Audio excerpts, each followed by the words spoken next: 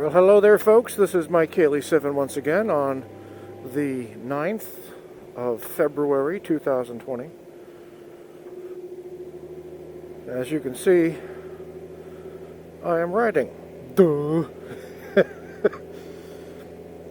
My most recent video, the one I put out this morning, was about the temptations and traps of motorcycle riding.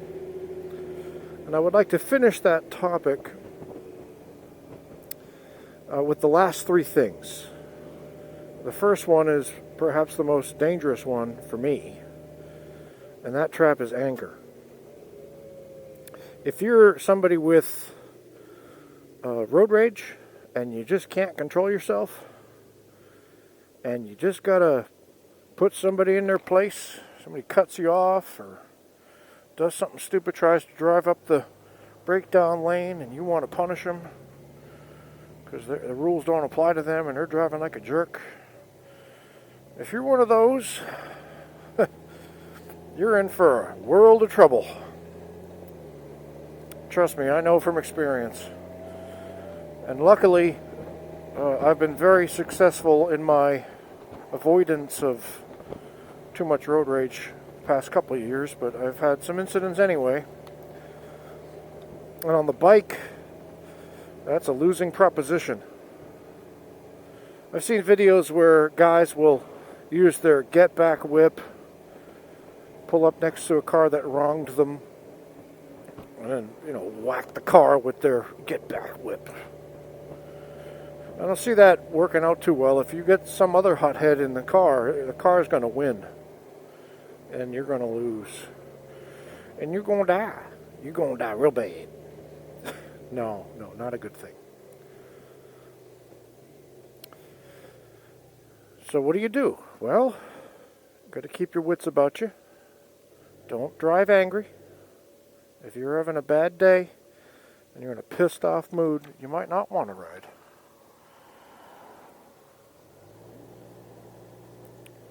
If you're angry at somebody, you got to check yourself out of that situation. Especially if you are a concealed carry holder. If you're one of those concealed carry permit holders like I am. I have a concealed carry permit. And as such, I have to be very careful.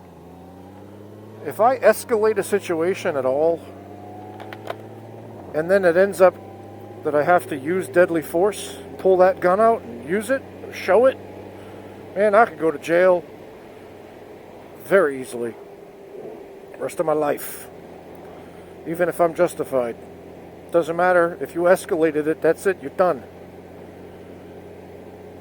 Plus, the moment you've pulled out your gun, that's thousands and thousands and thousands of dollars. You think your job's going to keep you around after an incident like that? Nope. Paying for lawyers and all this stuff, not worth it. So, you only use your gun as an absolute last resort. You do everything you can to avoid a fight. Everything you can. It makes you very peaceful in a sense because you're always trying to, downplay, get away. You don't run from it. I mean, you don't run. You run from it, basically. You got to make sure you do everything you can so that if your case goes in front of a jury, and the jury of your peers will say, yeah, he had no choice. He had to use his gun. He tried everything he could to de-escalate. But if I'm beeping at somebody and riding up their ass and saying, you motherfucker, what are you doing? You're trying to cut me off. Man, I'm setting myself up for a world of hurt. And I know people say, I'd rather be judged by 12 than carried by 6 or whatever. Well, okay, that's fine. But you could have avoided the entire situation by not being a dick. Well, that's basically it. Control yourself. Watch out for your anger. And I know that's harder said than done, believe me. I've had a lot of bad incidents. But I've gotten better. Some wisdom perhaps, or age is mellowing me slightly. can't engage in the fisticuffs anymore like I used to because I'm not fit. Almost 50 now, and so there's a little component right there. I'm more brittle. I don't want to be on Bubba's dance card, let's put it that way.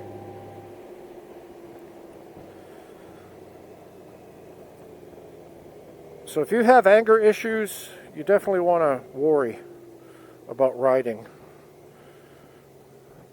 Keep yourself out of situations that'll trigger you. I try that a lot. Notice I'm riding on the back roads, right? I do that a lot. I was a little bit concerned when I was out on my trip across the country, thinking, oh geez, what if something happens? I did pretty good. I didn't have any road rage issues. I did have a lost telephone trying to talk to the AT&T operator who wouldn't help me rage issue, but that was different. So, okay, rage. That's another one. That's bad. Watch out for anger. Another trap is fear. Fear can keep you from doing things you need to do. You need to practice. Fear can keep you from practicing. I don't want to hurt myself. I don't want to scratch up my bike. Well, all right, you're taking a risk by not practicing. You're taking a risk by practicing. I would rather take a risk that improves my skills. That's just me. Fear also will keep you from doing things you need to do, like if you're in a corner and you freeze from fear, you're going to crash. If you're in a dangerous situation and you freeze from fear, it's a bad day. You have to be ready for these kinds of things. That's where practice can really help. Emergency braking. You cannot let fear control you. Fear will make you do all kinds of weird things. So I think you need to confront fear when you're on a motorcycle. And I wish I could see my third thing on my list, but I can't. I think fear, anger, I'll just throw it in there, fatigue. There you go. If you're tired, I mean, you're dog tired, right? You maybe shouldn't be riding too much. There are times when I don't ride because I know that I'm just not safe. I'm not alert enough. I'm not agile enough. On the road to Hawk's Nest, when we did the Williamson Wide Open ride last year, I could hear Moose saying he wasn't ready to tackle that thing aggressively because he was too tired. He knew he couldn't hack it, and so he didn't. And I was fine, and so I did it, and I had a great time. Didn't ride the safest ever. If you watch the video, you will see. But I had a good time because I felt like I was capable, and I survived. I was okay. But if you're tired, you might want to take it easy or not even ride. Obviously, don't ride impaired. If you're drunk or on drugs or something, get off the bike. What are you doing? Get off the road entirely, you dummy. Bar hopping. I've railed against the bar hopping already. That just pisses me off. I'm going to go bar hopping on my bike. What are you doing? You're going to drink and ride? I've seen people drink and then drink and then drink and drink and drink and then go get on their motorcycle. Whew. Stupid. Stupid. So watch out for fatigue. It's a killer. And that's the final three things I can think of for traps of motorcycle riding. Oh, wait. I thought of another one. I just thought of another one. Money. You're going to get in that upgrade trap. That's real easy to do. If you have the money, go ahead. Have a good time. But you just want to be aware, you don't have to have everything on your bike. You can have a stock bike. It doesn't have to have everything on it. If you're going to be doing modifications or upgrades, you can just do the stuff that's easiest or for comfort or for safety. I mean, if you have the money, go ahead. Just be careful. Don't go spending too much money. But you're an adult, hopefully. So if you screw up, it's all over but the crying for you, right? Right now, somebody asked me to talk about this. I think it was Chestnut Mountain Tin Man. Said, hey Mike, why don't you talk about monetization? All right, I'll tell you how monetization works for me. Several years ago, many years ago now, but I think 2012 or so, one of my videos, I think it was called My Road King, it reached like 50,000 views or something. I had put it out in 2007. And I got invited to be a YouTube partner, I guess it was called. And so yay, but I didn't take advantage of it until like 2014. And that's when I started allowing ads. And then I never collected any of the money. I never set up my AdSense account to connect to my bank account. It's through AdSense. And finally, I think it was in 2016, that I actually connected my bank account to it. And there was all this money in there, which was nice.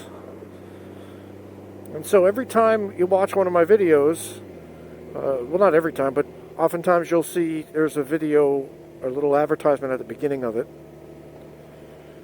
And that's because I set it up that way. I said, yeah, advertise at the beginning of my video. Go right ahead.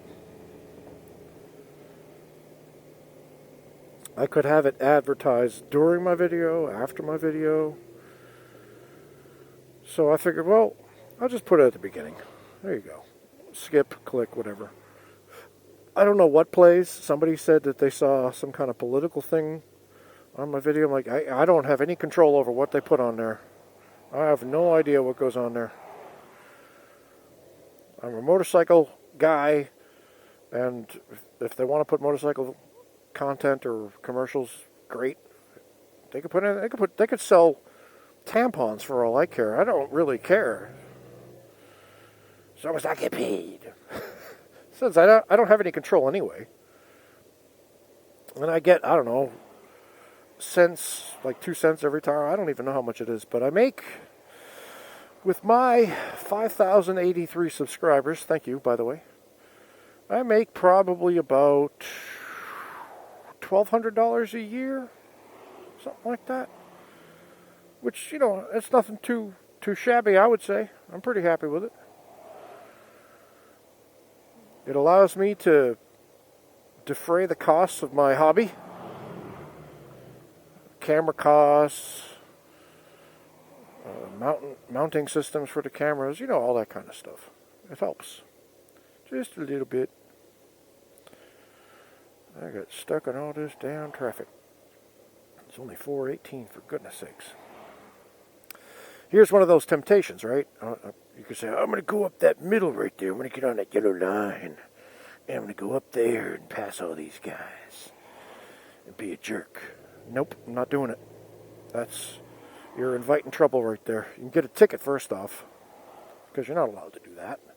Not in North Carolina, you're not. Second, there's road rage issues, possibly. Somebody could get pissed off at me. How dare you pass me? I must punish you. I don't want to incur someone's wrath.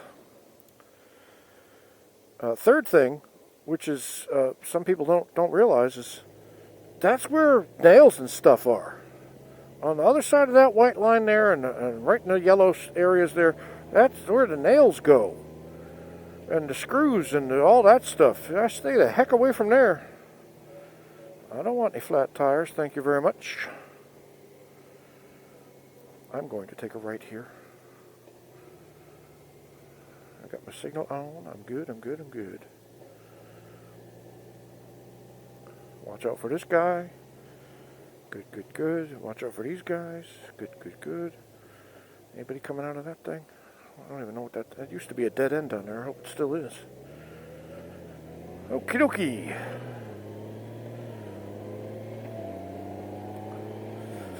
So that's how my YouTube monetization goes. Now, I have to be careful because if I put any music on my video, if that music is copyrighted by somebody, next thing you know, I can't monetize. They can, and then they're making money off my video. I don't have to silence it or anything. In the beginning, they were like, we're going to silence your video. And in some countries, we're not going to play your video in some countries because you're a bad person or whatever.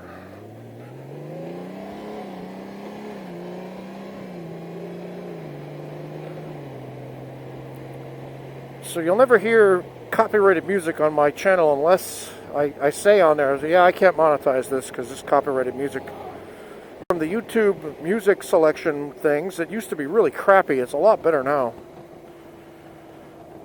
And so I download those and I stick them in my videos once in a while with varying results. I've had a lot of people say, I don't like the music. All right, so no music. That's why in my video from this morning, I didn't monetize because I had on that song from Morphine, which I'm sure is copyrighted by somebody. And I even put in the video description that it's Morphine and the name of the song. I can't remember what the name of the song was. What was the name of the song? I don't know.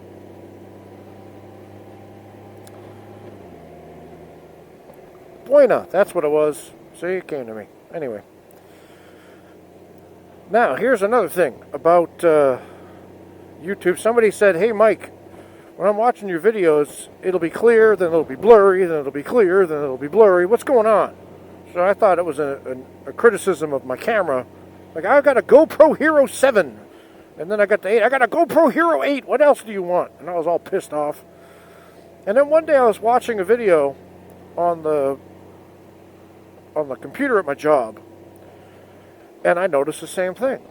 Sometimes it was blurry, sometimes it was clear. And I went to click on a little dial thing to dial in my my preferred. Is this left all the way to the end? No. Okay, good. Just stay where you are. The quality, and when I clicked on it, it had automatically put itself at auto, which means YouTube will automatically switch it to whatever streaming is best for the connection that you have. And if your streaming connection gets better, it goes to a higher quality, and if it gets worse, it automatically goes to a lower quality. So that way the video doesn't stop on you. It's pretty brilliant, because in the old days, if you had it, let's say you had it at 450, and you had a bad connection, then it would stop, and then you'd have to wait for the video to load a little bit, and then it would start up again, and that was annoying as hell.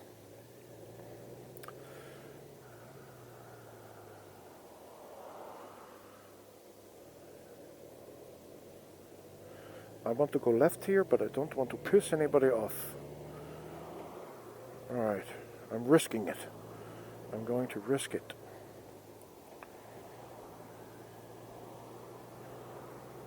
There we go. Easy breezy Japanesey.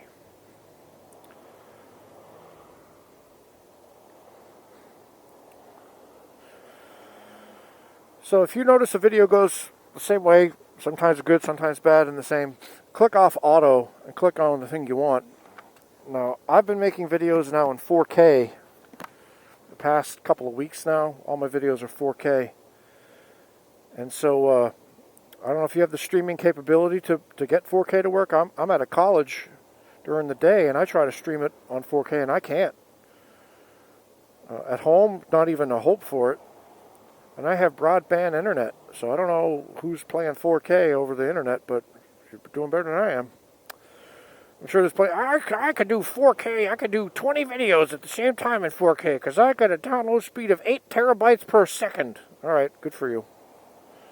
There's always somebody doing way better than you are.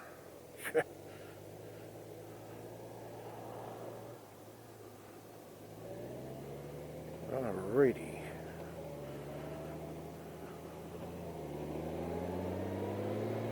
Gotta get out of Grandpa's way there. There we go. I used my signal.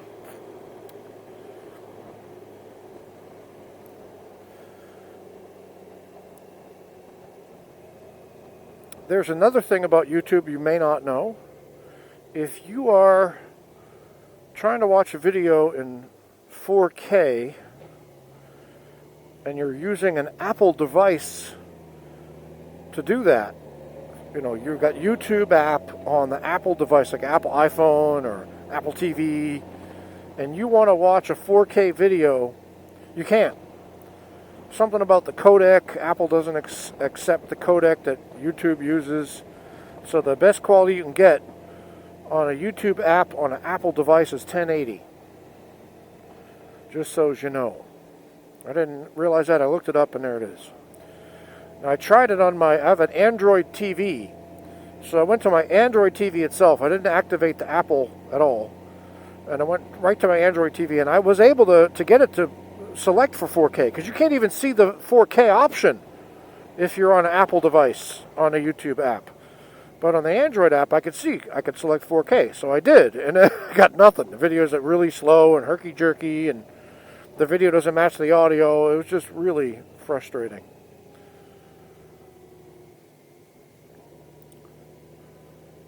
Just so as you're aware of that.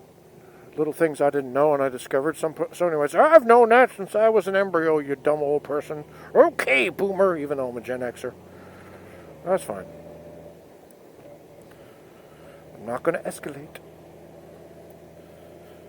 You might be wondering, where the heck is my Kaylee 7 going today? Well, this is Fuquay-Varina. This is the old town part of Fuquay-Varina. There's the Fuquay-Varina Town Hall. That's a new place for them. They just moved there recently. It used to be a Bob Barker building. That's Bob Barker, the prison food and clothing supplier company. Not the game show host. I wonder why the flags are at half staff. Oh, I think it was a couple of troopers recently got killed.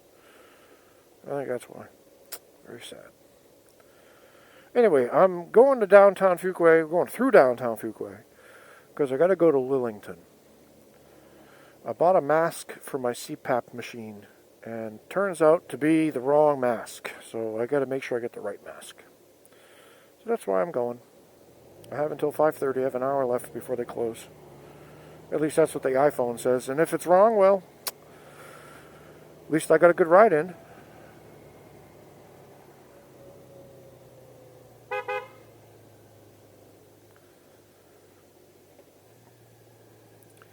That's Revelry Barbershop, in case you're interested. And I park my motorcycle on the sidewalk when I go in there. They love it. They think it's cool.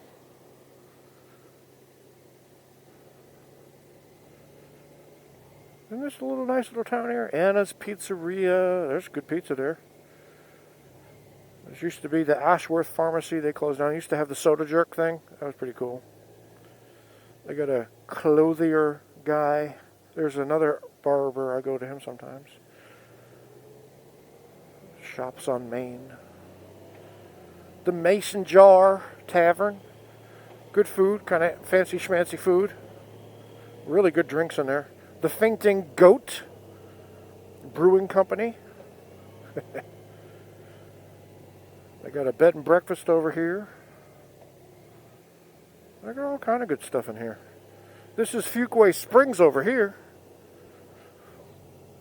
That's where the farmer that owned all this land found a spring, and he started telling everybody that it had healing properties or something. And so there was a little train station up back there at the Varina side, and people would get off the train, get in the horse-drawn carriages, and come down here, and they had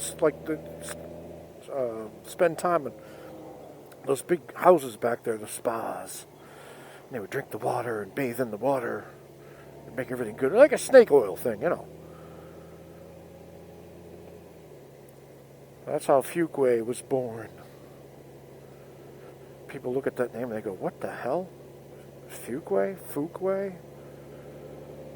It doesn't sound good, right? And then it's connected to Varina, the town of Varina. So now it's Fuquay-Varina, which is even better, right? I've heard it all. I've heard it all. Whenever I tell people that, I live right near Fuquay-Varina, they go, huh? If you want, I can spell it for you. And so I'll spell it for you. Fuquay hyphen Varina. Varina. Varina is actually kind of a cool story.